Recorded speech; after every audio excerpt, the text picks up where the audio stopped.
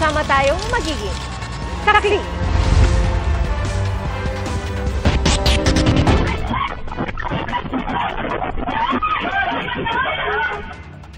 Nahulog mula sa upuan ng ilang pasahero habang napakapit ang iba pa nang tumagilid ang isang modern PUV sa MacArthur Highway sa Santo Tomas, Pampanga. Ayon sa Santo Tomas Police, pumara umano ang isang pasahero pero paghinto ng sasakyan, nawala ng driver ng kontrol sa manibela.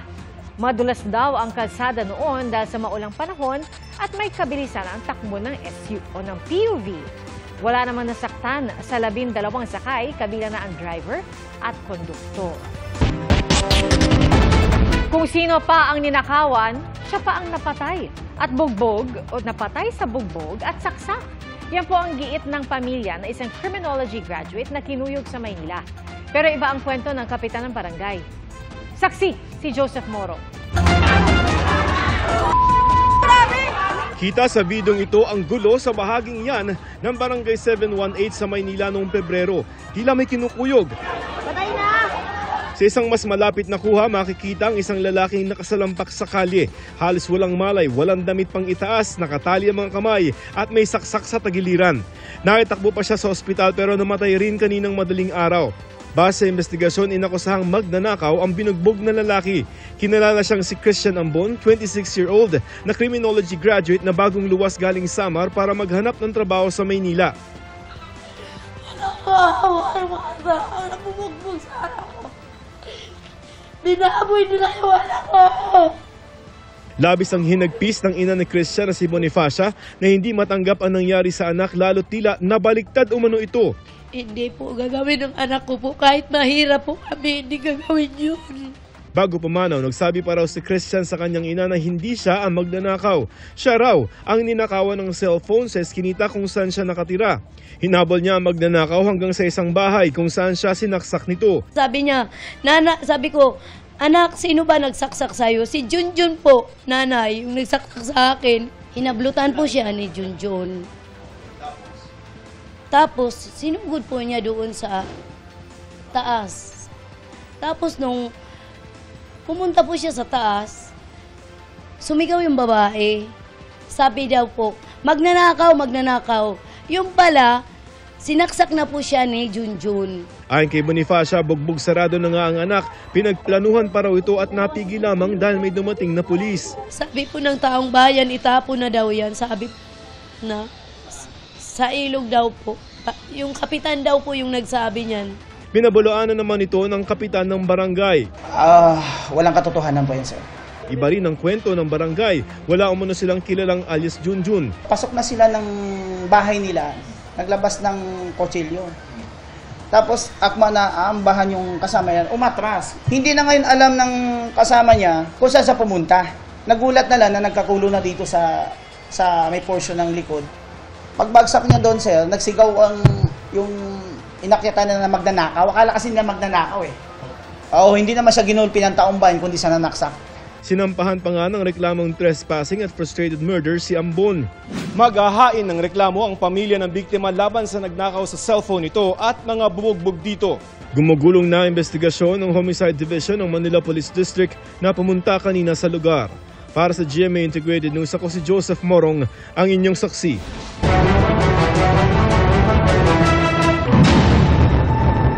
Ilang PUV ang natiketan sa Quezon Boulevard sa Maynila dahil hindi po masasa roadworthiness. May jeep na nasita ang Special Action and Intelligence Committee for Transportation dahil kalbo ang gulong. May nahuli ring bus na basag ang windshield. Wala rin daw laman yung dala nitong fire extinguisher. Ang sabi ng konduktor, hindi na nila yan napansin dahil papalit-palit sila ng bus. At sa EDSA Busway naman, nagpapatuloy rin ang pagbabantay. Sa 2 oras na operasyon ng SAIC sa bandang Mega Q-Mart, 14 na motorsiklo at isang SUV ang natikitan. At sa may EDSA Kamuning flyover naman, 23 ang nahuli, kabilang ang isang taxi at isang provincial bus. Posible idulog sa PNP o sa NBI ang investigasyon sa umano'y ghost beneficiaries sa ilalim ng Senior High School Voucher Program. Ayon po yan sa DepEd. Saksi, si Ian Cruz. Pinag-aaralan na ng Department of Education o DepEd na kunin ng serbisyo ng law enforcement agencies ng bansa gaya ng PNP at National Bureau of Investigation sa pag-iimbestiga sa gross beneficiary sa Senior High School Voucher Program. Ayon kay Education Secretary Sani Angara, ang investigasyon daw kasi nila sa nasabing issue, hindi lang hahantong sa pagpatanggal ng pribadong paaralan sa programa. Yun ang kino-consider namin, especially to kasi usapin nga na dapat hindi lang yung pagpapatanggal lang sa kanila sa sistema ng vouchers, pati yung pahabulin sila sa asunto kung may talagang may kaso against them. Nadiskubre ng DepEd na may mga pangalan at reference number ng mga senior high school student ang nagamit ng 12 pribadong paaralan sa iba't ibang panig ng bansa para kumumbra ng benepisyo ng voucher program. Maging 1,300 na gross beneficiaries naman ang nadiskubre ng DepEd sa kasalukuyang school year na may katumbas na mahigit 25 million pesos na halaga ng voucher. Hindi pa batid ng DepEd kung kailan nagsimula ang fraudulent scheme sa voucher program. Hindi sang-ayon si Angara tanggalin ang voucher program ng senior high school na noong 2024 lamang ay nagbigay ng tulong pinansyal sa 1.28 million na mag-aaral. Malaking tulong ito. Siguro milyon ang nakasalalay dito. So, importante, yung makakakuha niyan ay yung talagang nangangailangan. Makikiisa raw ang DepEd sa planong Senate inquiry para imbestigahan ang pananamantala sa voucher program. Nag-file kami ng bill para i-tighten yung requirements sa voucher system. For example, yung quality ng school dapat tignan. Kasi ngayon, kahit na bulok na school, pwedeng pumasok at kumuha ng voucher. Kahit na yung mga estudyante nila hindi pumapasa ng National Achievement Test, pwede silang pumasok sa voucher. Samantala, simula ngayong araw, ang DepEd na ang host ng Education Center for Artificial Intelligence Research o eCare. Malaki raw ang maitutulong ng AI sa kagawaran, hindi lang sa aspeto ng pagpapataas ng kalidad ng edukasyon sa bansa, kundi pati sa pagsugpo ng fraudulent scheme gaya ng nangyari umano sa Senior High School Voucher Program. Para sa GMA Integrated News, ako si Ian Cruz, ang inyong saksi. Hihilingin na isang senador na magkaroon ng caucus o pribadong pulong para mapag-usapan ng mataas na kapulungan ang impeachment ni Vice President Sara Duterte. Saksi, si Tina Panginiban Perez. Naka-recess ngayon o walang sesyon ng Kongreso, pero paniwala ng isang senador, pwede nang mag-convene ang impeachment court o yung mga maglilitis kay Vice President Sara Duterte. Bahagi naman daw kasi ito ng legislative work ng mga senador. Para pag-usapan ng impeachment trial, hihilingin ni Senador Coco Pimentel kay Senate President Chis Escudero na magkaroon ng caucus o private meeting ang mga senador. Huwag mo na session, caucus muna. Caucus muna. Pakinggan nila ako. Ngayon kung talagang ayaw nila, aminin namin sa taong bayan. It is a legitimate political issue for the people. Aminado naman kami na yung special session, dapat ginusto rin yun ng majority ng quorum. Sabi ni Pimentel, sana sa susunod na buwan ay gumugulong na ang impeachment trial. Pero aminado siyang hamon ang magkakorum. Lalo't kailangan makumbinsi ang mayorya ng mga senador kasama ang mga re-electionist na kailangan mangampanya. Isang tabi ang kampanya. Priority ang impeachment. Isn't that a very big ask of your colleagues? That's part of the job description. Ang sabi sa saligang batas, trial by Senate shall forthwith proceed. Ano nga ba ang kahulugan ng salitang forthwith? Agad bang dapat simulan ng Senado ang paglilitis kapag inihain sa kanilang isang impeachment complaint? Sabi ng isa sa mga framer o may akda ng konstitusyon. As constitutionally interpreted, it means right away. It means immediately. Walang patumpik-tumpik. Walang alinlangan. Gawin kaagad. Sakaling masimulan ng kasalukuyang Senado ang paglilitis, paano kapag natapos ang eleksyon at iba na ang komposisyon ng Senado? Pagdiriin ni Sarmiento, tuloy ang trabaho ng kasalukuyang impeachment court na hiwalay na sa magiging Senado. Outside of legislation, it has a continuing function. It could be convening as a canvassing board. It could even be serving as an impeachment court. Pero sabi ni retired Associate Justice Conchita Carpio Morales, hindi pwedeng magpa-special session ang Senado. Impeachment is not included as among the reasons why a special session can be conducted. My conclusion is that impeachment trial cannot be conducted during recess. Hindi pa man nagsisimula ang impeachment trial, nagpetisyon na sa Korte Suprema ang bise para ipatigil ito. Ang basehan ng kanyang defense team, may probisyon sa saligang batas na isang impeachment proceeding lamang ang maaaring simulan laban sa isang opisyal sa loob ng 1 taon. May nauna na raw kasing 3 reklamo laban sa bise ayon sa mga abogado nito. The actions taken by the House of Representatives in respect of the 3 prior impeachment complaints before it decided to finally transmit what it purports to be a verified resolutions is something that is not permitted by the Constitution, particularly that 1-year bar rule. Pero sabi ng ilang impeachment prosecutor, hindi paghahain pa lamang ng reklamo ang simula ng pagbilang ng 1 taon. Ang 1-year ban daw ay nagsisimula kapag initiated na ang impeachment complaint.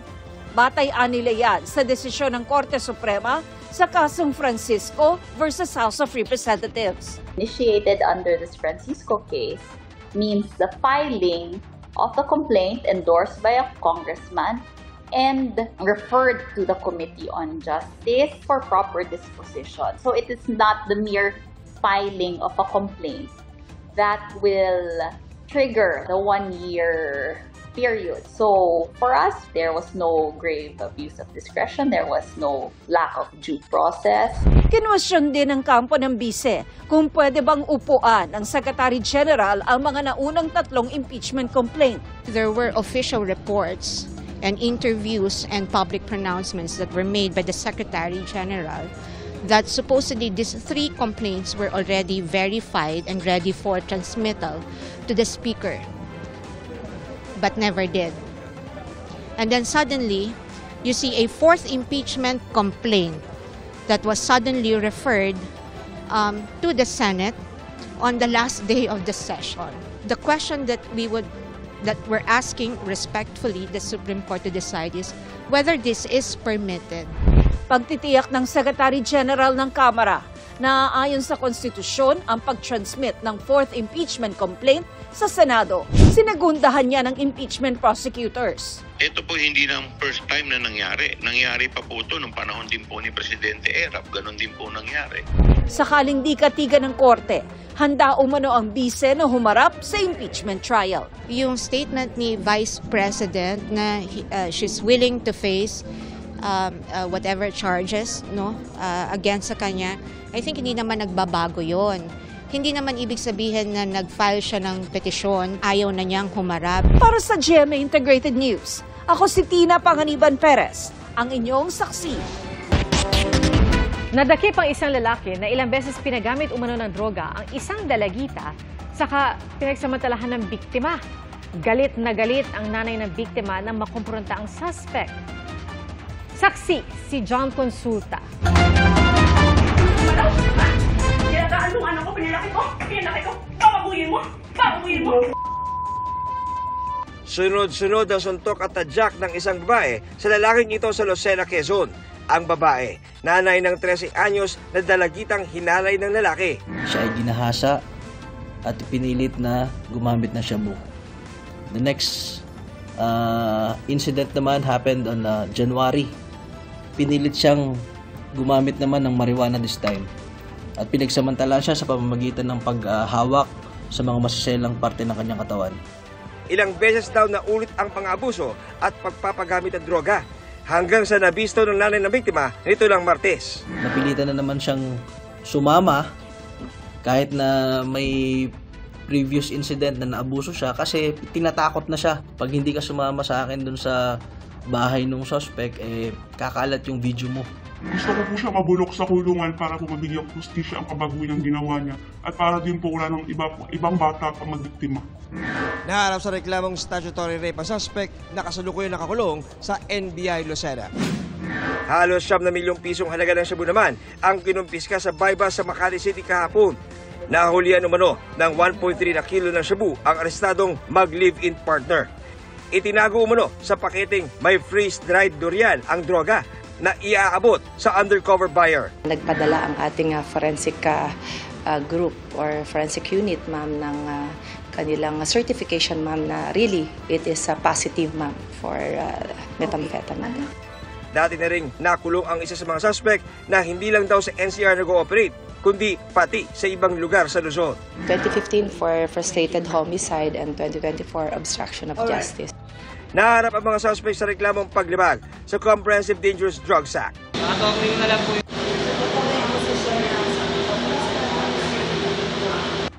Para sa GMA Integrated News, ako si John Consulta, ang inyong saksi. Magkahiwalay na insidente ng pananakit sa bata sa Rizal at Navotas. Ang isa na baril ng ama ng kanyang nakaaway, habang ang isa pa nakatikim ng pananakit mula sa kanyang ina at lola. Saksi, si EJ Gomez.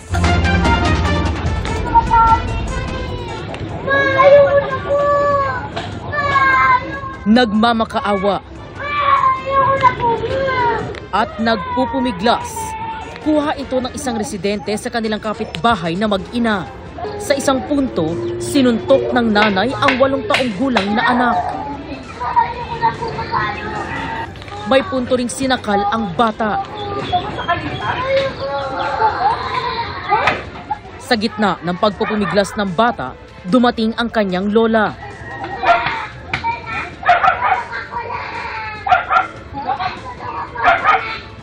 Pero pati ang kanyang lola, pinalo ang bata ng tsinelas. Inireport ito ng mga residente sa barangay. Batay sa investigasyon ng pulisya, nautusang bumili ng sigarilyo ang bata at maghapong hindi umuwi sa kanilang bahay. Simula umaga, hindi na nga bumalik itong bata at sa tingin ko nagastos yung pambili ng sigarilyo at naibili ng pugs. So yung bata natakot. Nang magtagpo ang mag-ina bandang alas 5 ng hapon, agad naman tumakbo papalayo ang bata. Ayon sa ina ng bata, 3 buwang buntis, labis ang kanyang pagod sa paghahanap. Kaya ako po lang din na ganun yung anak ko. Sa sobrang pagod na po, nangihina ako dahil namutla na rin po ako, hindi ko na kaya eh. Pagod na ako eh. Pumayag ang nanay na iharap sa media ang kanyang anak. Kwento niya, niyaya siya ng ilang kalaro kaya hindi agad nakauwi. Umiyak ako nung umiyak. Tapos tatakot po ako umuwi. Sige po, pagalitan ako eh. Depensa pa ng kanyang ina, unang beses lang ito nangyari. Hindi rin daw niya binugbog ang kanyang anak. Binugbog ko po yung anak ko. May kita po yan sa katawan, yung sobra pong pambubugbog. Pero iba ang paniwala ng nakasaksi. Hindi po totoo yun na isang beses lang. Marami ng beses. Naririnig na lang namin yung anak niyang humihiyaw. Tapos makita namin yung anak niya may pasa. Tapos ang dami niyang kalmot. Ipinatawag ng Rodriguez Municipal Police Station ang nanay at lola ng bata para kunan ng pahayag. Pinakawalan din sila kalaunan. So ito, na-rescue po natin yung bata at ito turn over natin doon sa DSWD. At yung mga magulang ay kakasuhan natin. Violation of 716, R716 at saka physical abuse. Sa isang pahayag, sinabi ng DSWD na hindi nito kinukonsinti ang anumang uri ng pang-aabuso sa mga bata. Magkikipag-ugnayan sila sa City Social Welfare and Development Office ng Rodriguez para sa mga legal na hakbang. Humingi na po ako ng pasensya sa kanya. Kahit din po siya, nanghingi na rin po siya ng pasensya sa akin. Okay na po kami. Sa Navotas City, sugatan sa pamamaril ang 9 na taong gulang na bata. Ayon sa mga pulis, nakaaway ng anak na 31 taong gulang na sospek ang biktima. Nagkaroon ng away yung mga bata, suntukan at saka tadyakan. Isang bata nagsumbong sa magulang, sa tatay actually, at saka sa mga barkada nung tatay niya. Sinama raw ng lalaki ang 2 niyang kaibigan para resbaka ng 2 nakaaway ng kanyang anak. Bumunot ng baril yung magulang nung nakaaway nila. Tapos tinutukan yung pangunahing witness natin, tinutukan sa ulo. Tapos, yumuko lang yung bata. Pumutok yung baril, ang tinamaan yung victim natin ngayon, tinamaan sa dibdib. Arestado ang suspect na improvised gun ang ginamit. Depensa niya, nadala lang siya ng galit. Nung anak ko po umiiyak eh. Siyempre po bilang tatay, parang nabigla po ako. Pinuntahan ko nga po yung mga bata. Nahaharap sa reklamong frustrated murder ang suspect. 2 iba pa ang tinutugis ng mga pulis. Para sa GMA Integrated News, EJ Gomez, ang inyong saksi. 900 million pesos na halaga ng luxury cars kinumpiska sa bodega sa Taguig. Ayon sa Bureau of Customs, nakatanggap sila ng impormasyon mula sa intelligence group na sinabing may mga puslit na kotse sa isang bodega. May intel umano na doon itinago ng mga Pogo boss ang kanilang mga kotse ng iba ng Pogo sa bansa. May 15 araw ang may-ari ng bodega para magpakita ng mga dokumento na nagbayad sila ng tamang buwis. Samantala, makikipagtulungan ang BOC sa PAOK at Anti-Money Laundering Council para matukoy kung sino ang mga Pogo boss na may-ari ng mga sasakyan. May plaka ang ilang sasakyan kaya paiimbestigahan ng customs sa LTO kung paano narehistro ang mga ito. Sinisikap makuha ang panig ng may-ari ng niraid na bodega. Presidential Communications Office Acting Secretary Cesar Chavez nagbitiw sa pwesto. Ayon kay Chavez, epektibo ang kanyang irrevocable resignation simula February 28. Hindi niya sinabi kung ano ang rason ng kanyang pagbibitiw, pero sa tingin daw ni Chavez, kinapos ang kanyang mga nagawa sa mga inaasahan sa kanya. Sa kabila raw ng kanyang pagbibitiw, patuloy niyang susuportahan ang Marcos administration. Ayon kay Chavez, wala pang opisyal na itinalaga para pumalit sa kanya. Pero nakausap na raw niya ang dating mamamahayag na si Jay Ruiz para sa transition process. 5 Pilipinong mangingisda na nasagip sa Spratly Islands nakauwi na sa kanilang pamilya matapos magpalutang-lutang ng 2 linggo sa dagat. Nasagip sila noong February 14 ng isang Vietnamese fishing vessel. Kwento ng mga mangingisda, nasira ang bangka nila ng banggain ng hindi pa kilalang barko habang nangingisda sila sa bandang Lubang Island sa Occidental Mindoro. Para makaligtas, kumapit sila sa sirang bangka at kumain ng isda at lumot. Iniimbestigahan ng PCG kung anong barko ang bumangga sa mga mangingisda. Samantala, hindi pa nahahanap ang 3 sa mga kasamahan nila na nahulog sa dagat. Para sa GMA Integrated News, ako si June Veneracion, ang inyong saksi.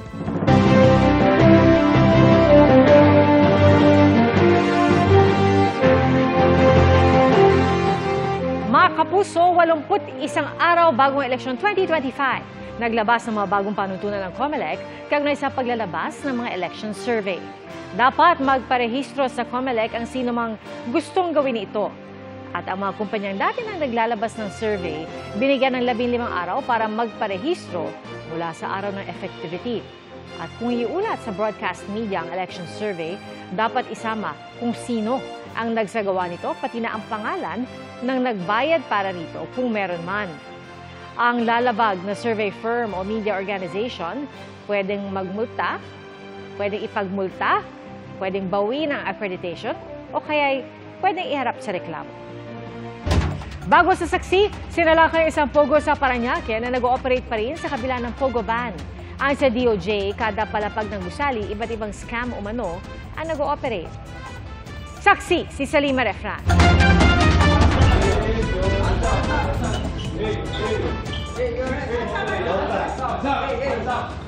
Bitbit ang warrant of arrest. Pinasok na pinagsanib na puwersa ng pamahalaan ang 5th to 7th floors ng isang gusali sa Bay Area sa Parañaque City. Ang target ng operasyon, Chinese fugitive na bahagi na nag-ooperate pa rin na illegal na pogo. Kaya nagpatupad na rin ng mission order ang Bureau of Immigration. 146 ang naarestong dayuhan na karamihan ng Chinese. Kasama na ang lalaking may warrant para sa fraud. 307 naman ang mga Pilipino. Nakahilera mga computer sa workstations. Nagkalat rin ang iba't ibang gadgets.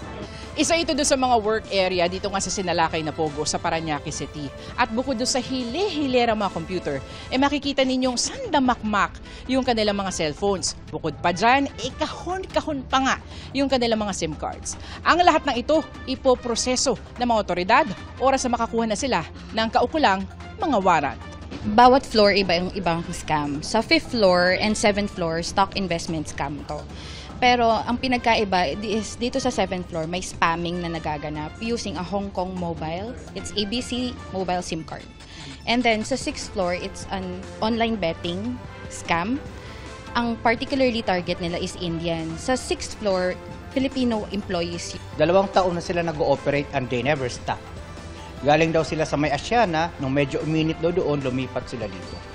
Minsan na raw na-raid ang pogong ito, kaya na-issuehan na ng closure order. Pero sa kabila niyan at sa pinatupad na pogo ban, nagpatuloy pa rin umano ang operasyon. Dapat kasi before they issue yung mga permits nila like yung sa barangay and then yung sa City Hall, dapat they do yung talagang religious inspection of the establishment. Kailangan check nila kung ang permit nila is entertainment, are they really indulging yung kumpanya nila o yung sa entertainment o baka naman scamming yan kagaya nangyayari rito. Aalamin ang immigration status ng lahat ng dayuhan, lalo't kanselado na ang work visa ng lahat ng pogo workers. Pogo na po ito. So this is an illegal activity. They're undesirable aliens now. Isa sa ilalim rin sa questioning ang mga Pilipino. Kaugnay naman ang niraid na Korean pogo sa isang hotel sa Pasay City noong isang araw kasama sa iniimbestigahan ng Pasay LGU. Sa isang pahayag, sinabi ni Pasay City Mayor Emmy Calixto Rubiano na 100% zero tolerance sila sa mga pogo. Hindi raw nila ito pinayagan sa lungsod. Sa business permit sa binigay sa 13,000 na establishmento, wala raw ni isang binigay sa mga pogo. Ang ni-raid na pogo kamakailan ay pataguraw ang operasyon at walang anumang business license mula sa LGU. May proactive measures na raw ang lungsod para sugpuin ang mga pogo at kanilang mga illegal na operasyon. Para sa GMA Integrated News, ako si Salima Refran, ang inyong saksi. May mouth-watering fusion ng bulalo at pares sa Pangasinan. Habang ang tortang talong kasama sa mga nanguna sa listahan ng best egg dish in the world. Ating saksihan. Kaunting ihaw, lublob sa tinimplahang itlog, saka iprito. Simple man ang paggawa, big time naman ang tortang talong. Aba, second best egg dish in the world ito ha, base sa website na Taste Atlas. 4.4 out of 5 stars ang rating sa tortang talong na inalarawan parang isang crispy omelette.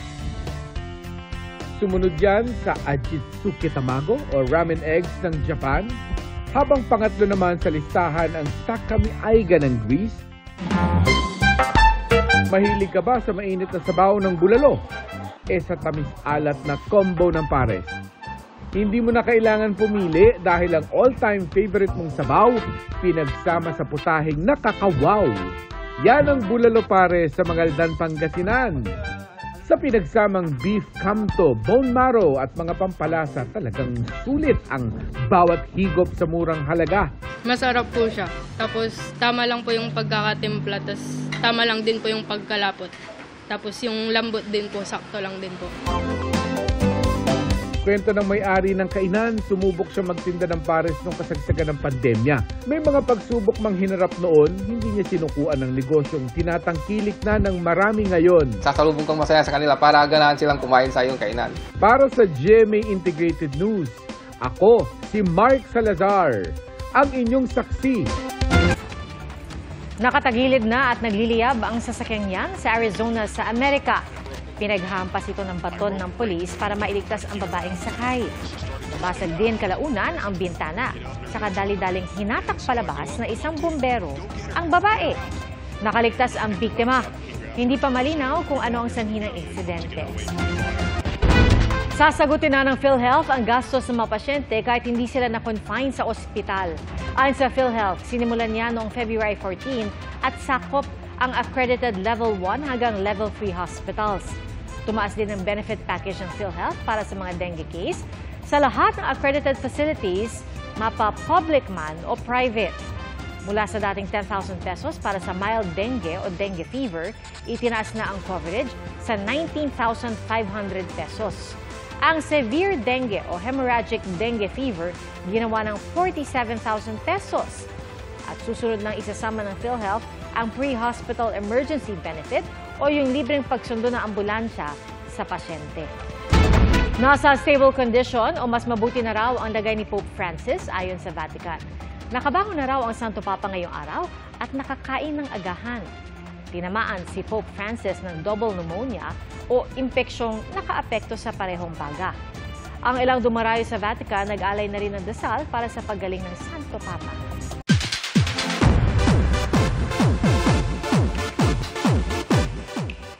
Naging emosyonal si Kailin Alcantara sa warm welcome sa kanya ng pamilya ni Kobe Paras sa Amerika. Nagpapasalamat siya sa pagtanggap at pagmamahal na ipinadama sa kanya ng pamilya ni Kobe.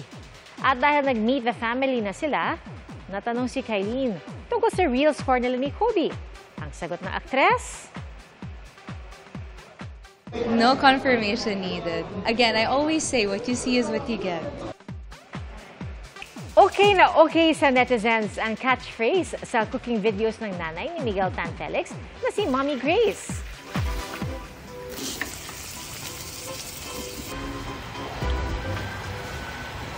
Okay na to.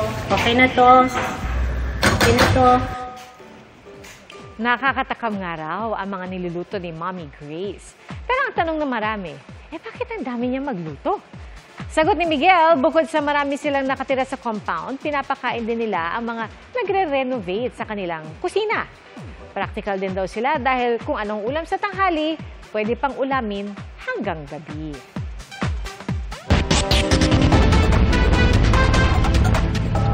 Okay na yon.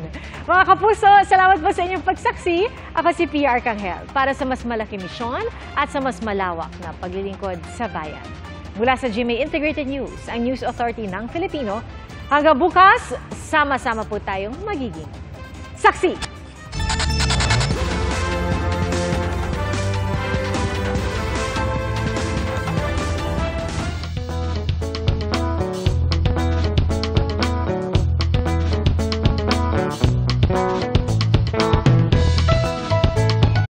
Mga kapuso, maging una sa saksi. Mag-subscribe sa GMA Integrated News sa YouTube para sa iba't ibang balita.